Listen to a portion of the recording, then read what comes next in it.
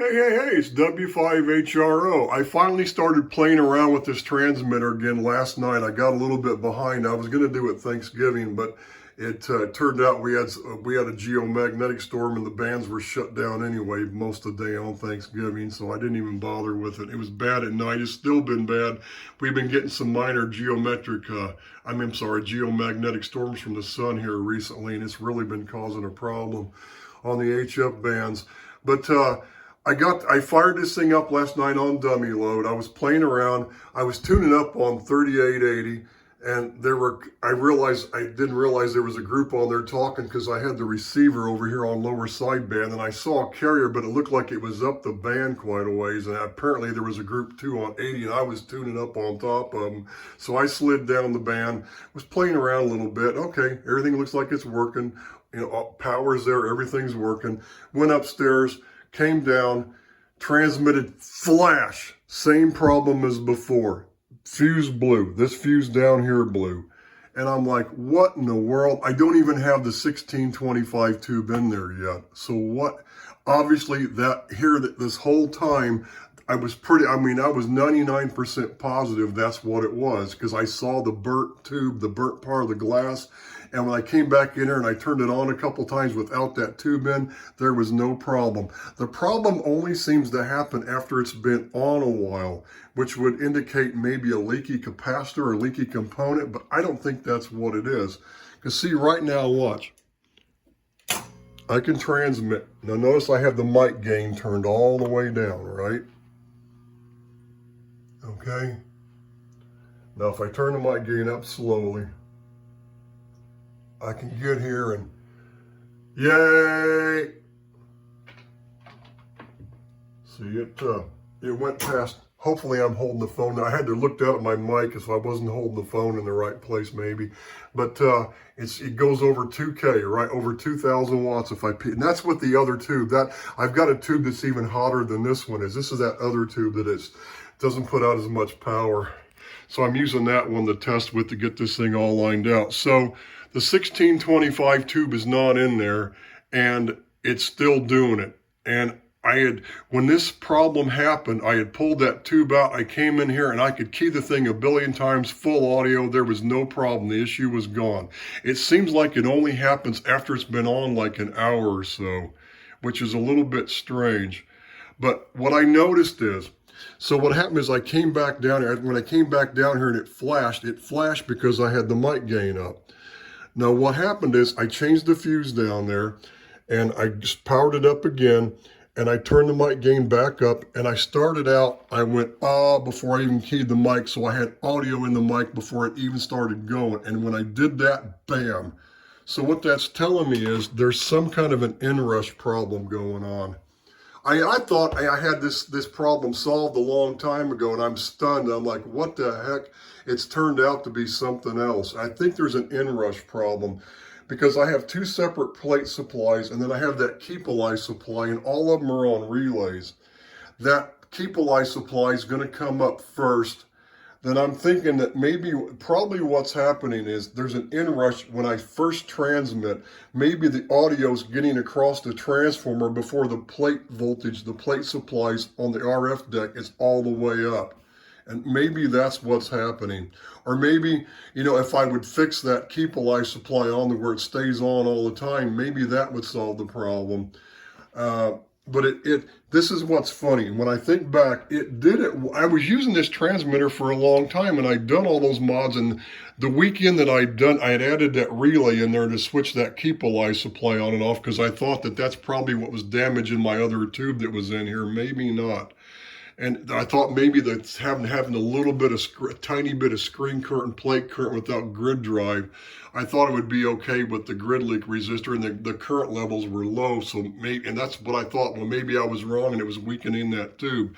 Maybe I should disconnect that relay and see if the problem goes away. If it damages the tube, it damages the tube. But I really don't want to do that. But I'm trying to determine trying to put a scope on this thing to look at when all the supplies come up. We're talking about 2400 volt supplies. That's not, that's easier said than done.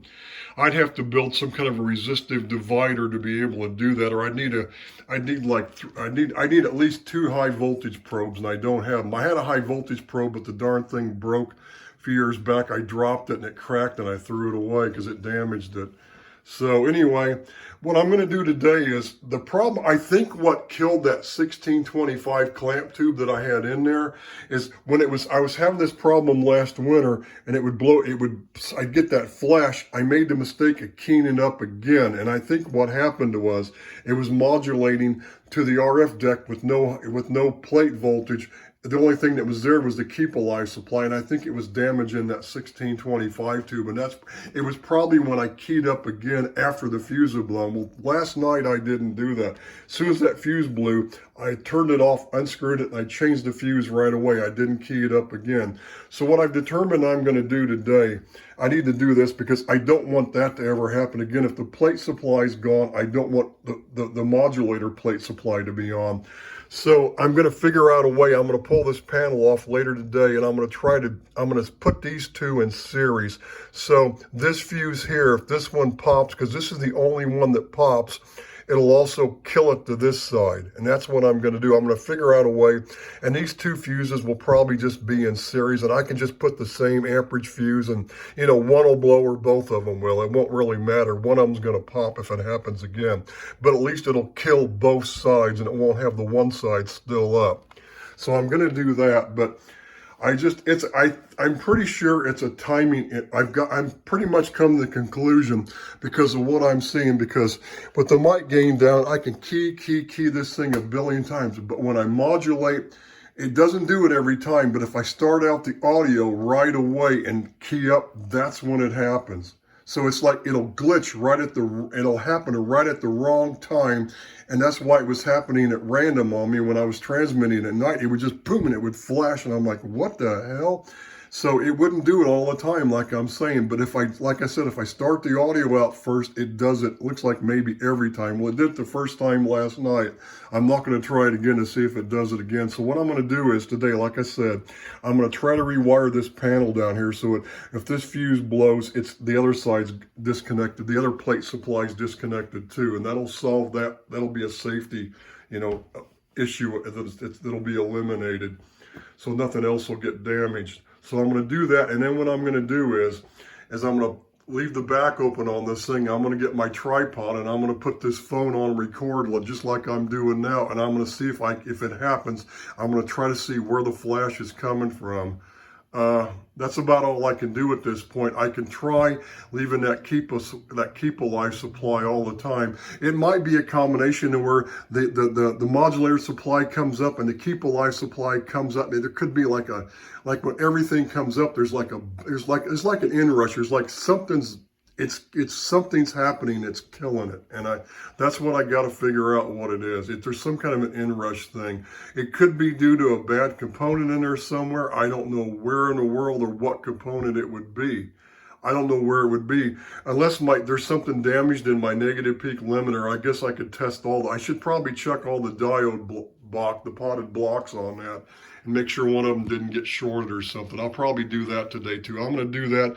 Then I'm going to check that negative limiter to make sure something didn't get damaged. I mean, one of those diodes could be blown or something for all I know. I don't think so, because everything's working like it's supposed to, but you never know, right? Maybe something's happening. Maybe the voltage is getting to the other supply. Maybe they're not isolated from the diode. Maybe one of the diodes shorted. So that's what I've got to check. It could be something that simple too, So anyway, I'll figure it out. But I thought I'd have this thing back on the air already, and sure enough, it's that problem veered its ugly little head again last night. And like I said, I know when it happens. It's when the audio gets inrushed before when I first transmit, when I first hit the PTT, and both those plate supplies get engaged at once.